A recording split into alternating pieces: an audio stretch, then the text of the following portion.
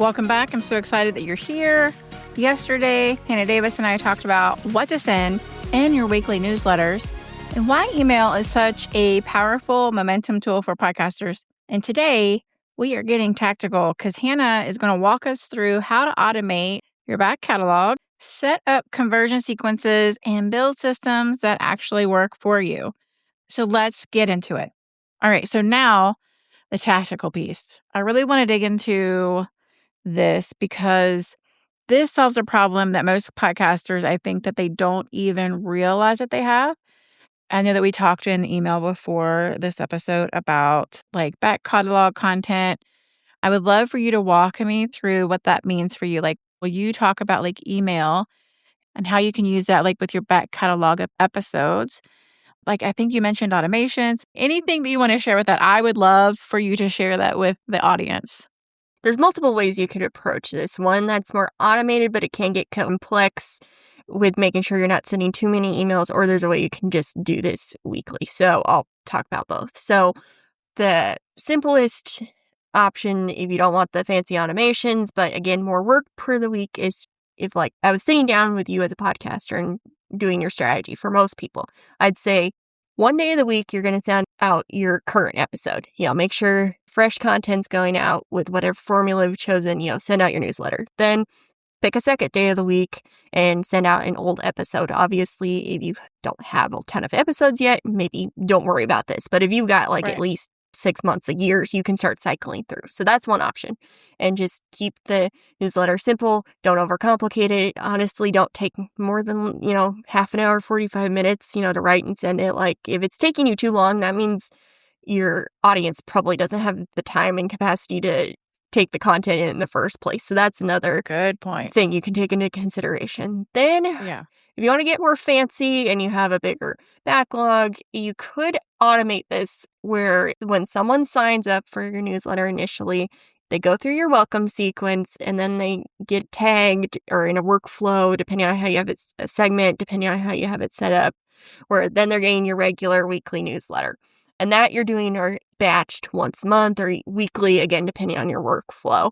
And that's like current content. Then you can have where after they've gone through the welcome sequence, automatically triggers where they go through another long sequence where some people refer to this as a bottomless broadcast, where you just keep going through and they just keep getting weekly. Here's an old podcast to listen to. Here's an old podcast to listen to. Again, explaining why they should care about it and But you can automate it. So then, say subscriber 1, you set that up and they go through all. Well, then 6 months later, subscriber 2 is going to sign up. They're going to get everything. But then you've been adding into the bottom of it current things. So they constantly go through this flow of getting episodes. And that can be good too, because then if for some reason you miss your one that you're doing in current time, you still have that weekly content going up, but that's a lot of time to get it set up initially.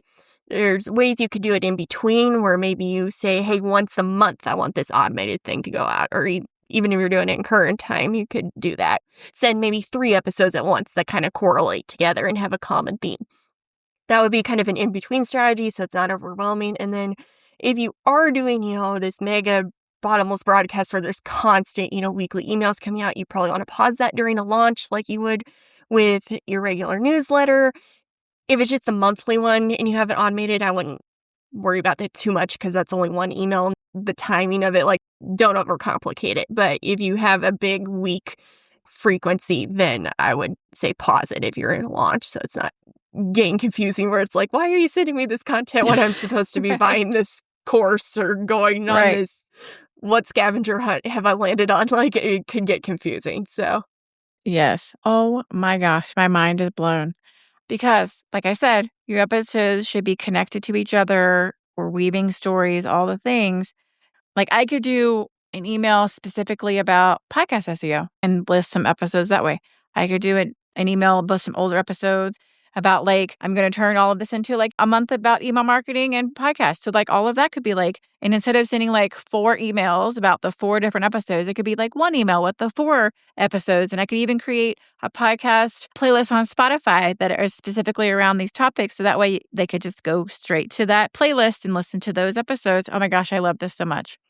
Yeah, and you can use this to ramp up into a sales sequence too, Yes. where it's evergreen. Like, again, depending on entry points is going to depend on, your exact business, what this looks like. But like, say somebody buys product A and product B goes really well with it, but they probably need a little bit of warm up to it, possibly. It's going to depend on price points, so, but for an example, so they buy product A and then you walk them through a post-purchase sequence.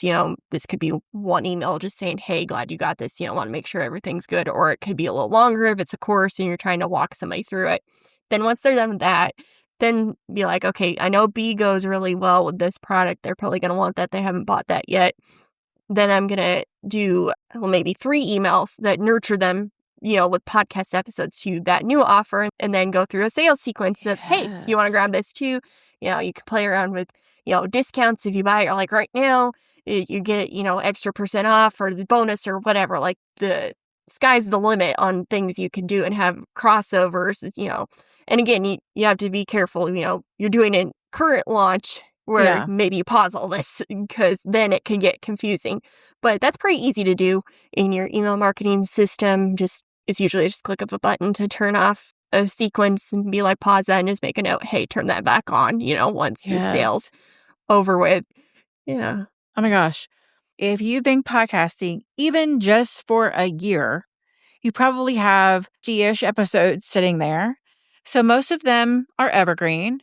And this advice applies, right? So like new subscribers have no idea those episodes exist. So they're not going to be scrolling back through your entire feed. I mean, some people do, but a lot of people don't.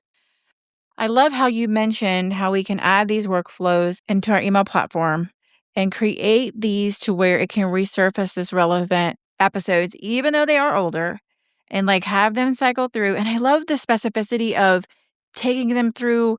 They bought thing A and they may need thing B later, and how we can use the podcast episodes and email strategically to guide them to thing B to purchase. I also want to emphasize something here for anyone who's listening and they're thinking, oh gosh, that sounds so complicated. Because I know that there are people out there. And I will say yes, that I'm sure that the setup involved is complicated, but that's why we have amazing service providers like Hannah who can help with this. But it's also exactly the kind of thing that creates like compound growth for you because you set it up once and it keeps working, right? And that is the momentum phase, folks. Okay, that's how you build a sustainable podcast business instead of just being on the content creation wheel treadmill forever and ever and ever and ever, ever, right? We want to put all that to good use that we've already done. So, Hannah, what does someone actually need to have in place to make this work? Like, what would you say the minimal viable version is for implementing something like this? Yeah, so let's say you're coming from scratch and you've signed up for an email platform and you've maybe sent an email to, let's say you're that person. You want to make sure you have a welcome sequence in place.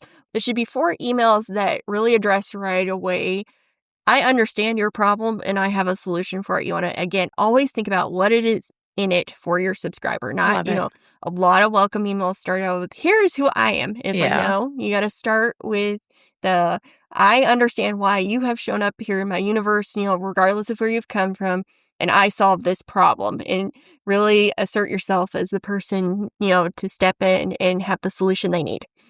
Then you can do 1 or 2 emails about that, again, depending on offers and businesses and whatnot.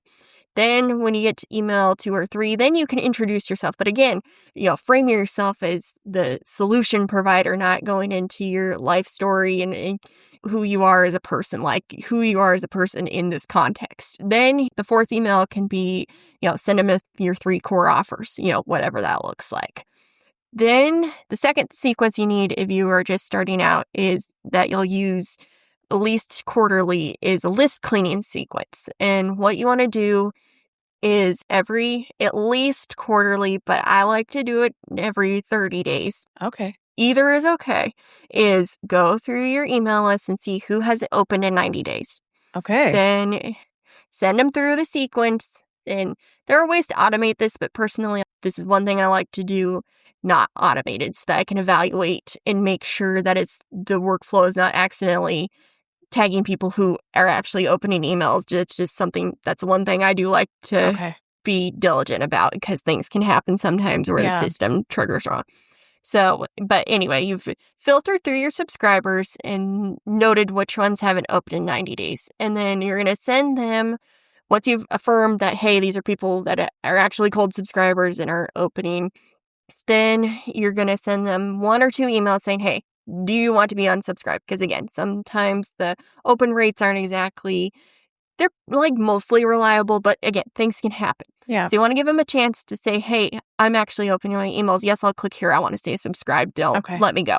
And then if no one clicks that link, then they're gone. They're off your list, because with email marketing regulations and, keeping subscribers on your list that aren't opening, like they're dead weight, for lack of better words. Like they're not helping you any. If anything, it's hurting your reputation with email inboxes. It's not like algorithm where it's just temperamental and you have no idea what it's doing. But if they see repeated history of a lot of people not opening your emails, they're starting to, get the feeling, hey, this person might be sending out emails that are not worthwhile. Why are we putting them in the inbox for them? Or worse, are they spam? And then if you get marked as spam for too long, there can be repercussions so you want to keep your list clean with people who are opening, who are clicking. When doing the list cleaning sequence, I'd focus more on whether they've opened it versus clicking, because not everyone's going to click through every single email. So that metric isn't always the best picture of whether somebody's, engaging or not. The open rate's kind of the best way to go off of it. So that's like your bare minimum. Love it. Have your welcome sequence and your list cleaning that you're going through at least quarterly to keep your list warm, full of people who want to engage with your content. And then if you're like, okay, I've got that in place, I've been sending weekly emails regularly, like I'm getting in an email groove, what's my next step? Then you would go into trying to figure out, do I want to set up when they purchase A, they get told about B, and vice versa?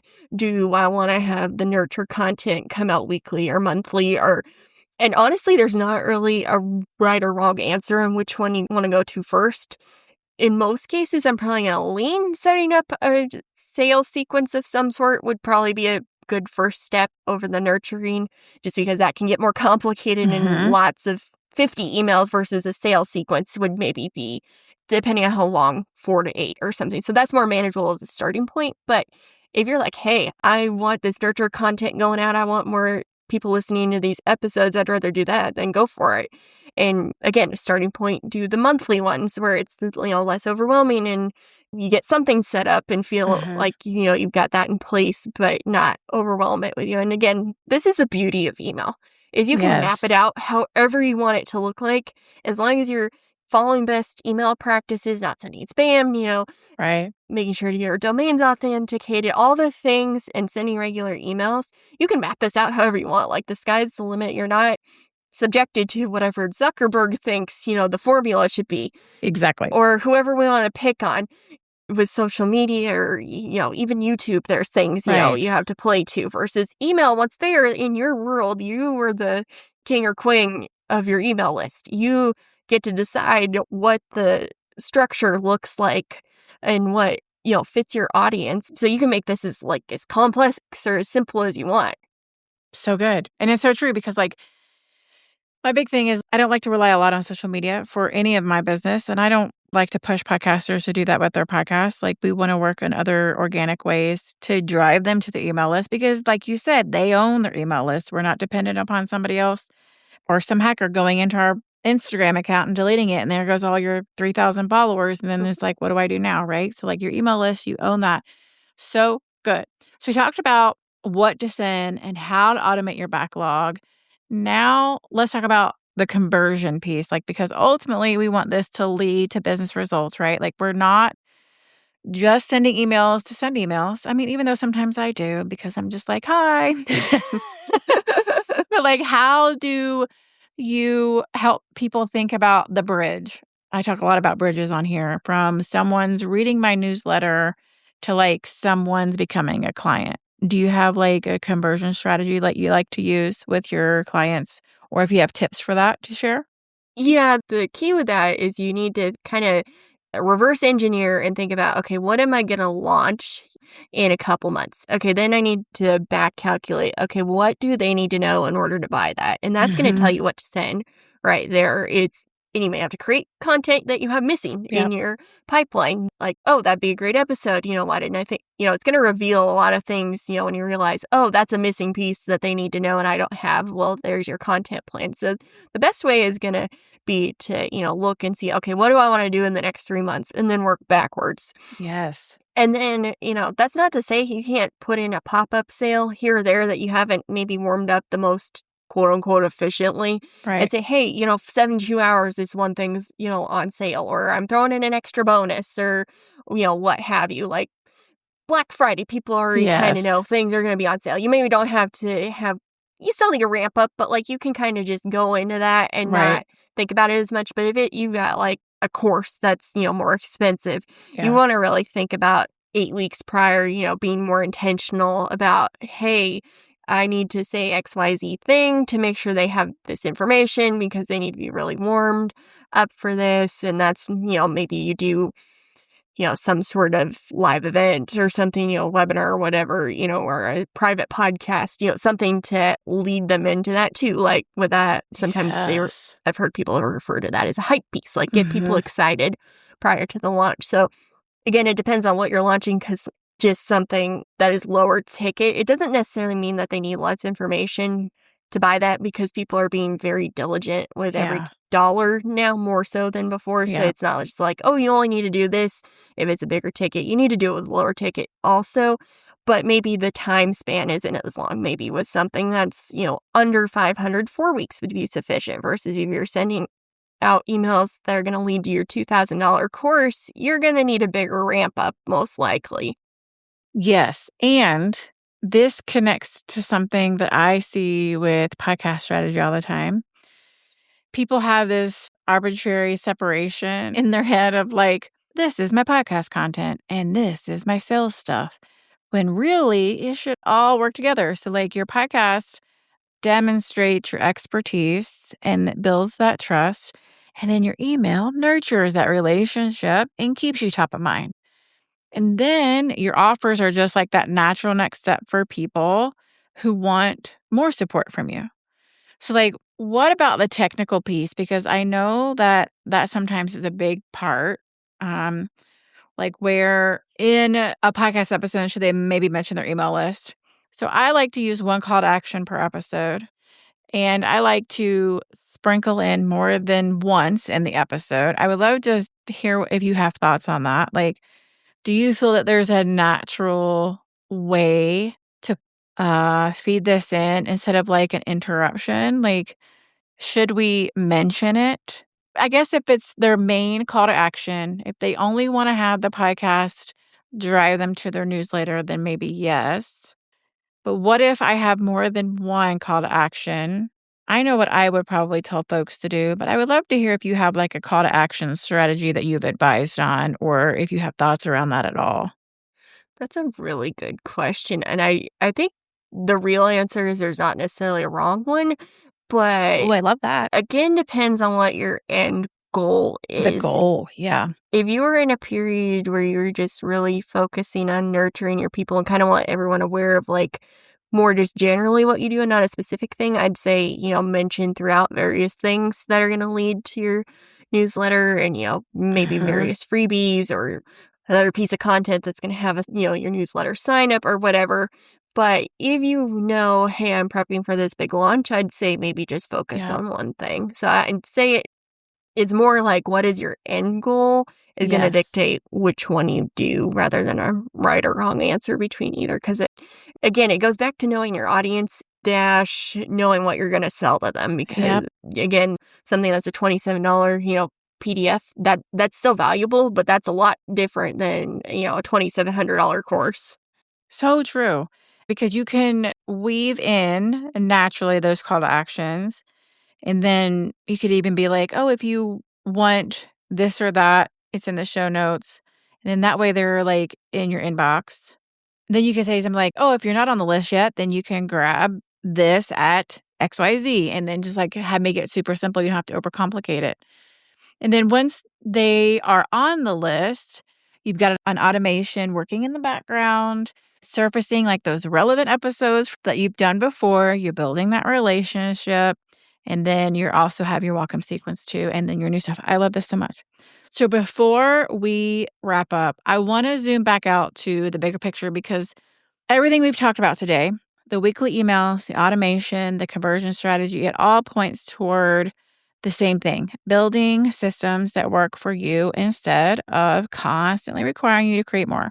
So from your perspective, Hannah, what's the shift that should happen for creative entrepreneurs to move from, oh, email is just another thing on my to-do list to having the mindset of, oh, email is an asset that's like actually going to generate value? I think there's multiple tiny little mindset shifts. Yes. One of them is that you need to be aware that it's going to feel like it's not working at first, because anything evergreen, the payout is long. It's not the dopamine hit of Instagram, that especially when you're sending out those first few emails and you haven't got quite into the flow of it, you're not going to necessarily see those results immediately. You might, and that's great if you do, but like maybe set your expectations lower and like, hey, this is really hard mindset. Like, set a goal of, okay, I'm going to start with monthly. That's not enough, like, quite frankly, but it's a starting point. Then, I'm going to start with this quarter, I'm going to send monthly, or I'd encourage you to at least do every other week. But again, this is your journey. Do what you do. Yep. Then, okay, after this quarter, I'm going to increase the volume. And then this next quarter, okay, great, I've gotten in the rhythm weekly. I'm going to set up one tiny automation. I'm not going to go gangbusters, and just kind of work up to it where it becomes, natural. And maybe your version of the goal is, hey, I'm going to batch 4 all at once for every week because I know I'm not going to be able to do it weekly. Yeah. I personally find it overwhelming to batch personally because I've gotten my workflow down to where emails are very quick for me. So for me, it's easier to just do them spur of the moment, sometimes day of, quite honestly. But again, this is figuring out what works for you, because what works for me and doing it, with a short deadline of, hey, I got to get this out, to me works. For you, you might need to know, hey, I've got this already taken care of. I don't even have to think about it for another month. So that'd be the other thing, is to take it one bite of the elephant at the time, And yes. Another mindset is, it's not about making it all about you and who you are as a person and being like this diary that you're sending out into your email list, which can be a problem that I see a lot, where it's got to be about what's in it for your audience and why they should care about what you're saying. That doesn't mean you can't get personal. You should be getting personal, especially with AI and everything sounding like a regurgitated robot. You need to get personal and specific in your takes and not just say the same thing everyone else is saying. Right. But you need to still frame it so that it's about, who you're speaking to and about them and their problems, not about you. And two, I think those mindset shifts can also apply to the podcast, and like when you're trying to create like a podcast strategy, because your podcast isn't just a content task you should check off every week. All of this is a business asset. And when you treat it that way, you are really optimizing what you've already created. And when you build systems that keep working, when you think strategically about how all these pieces connect, that's when you're going to get that compound growth. So I love that so much. I think that the podcasters that I work with who see the biggest results aren't the ones that are publishing the most episodes. They're actually the ones who optimize their existing catalog. They've really fixed in on who they're talking to, like you were talking about, like who your ideal audience is. And like we fixed their discoverability problems. And they've also built that momentum piece so listeners keep coming back and eventually become clients. And I think the email plays such a huge part of that momentum. It's the through line, really, that keeps people engaged between episodes. Oh gosh, Hannah, this has been so incredibly valuable. Before we wrap up, though, where can people find you if they want to go deeper into email strategy? Because I know that they will. Yeah, my website is madewithboldness.com. You can check out my services. I'm hoping to get out a membership with weekly email templates to make this even easier for people. Oh, Depending on when this awesome. goes out, that might not be up yet, but there's a wait list and you can sign up for my email on there. I've got a freebie with a newsletter template to kind of sample what's going to be in the membership, and or in the footer, you can just sign up for my newsletter. You'll get the welcome sequence, everything that we talked about.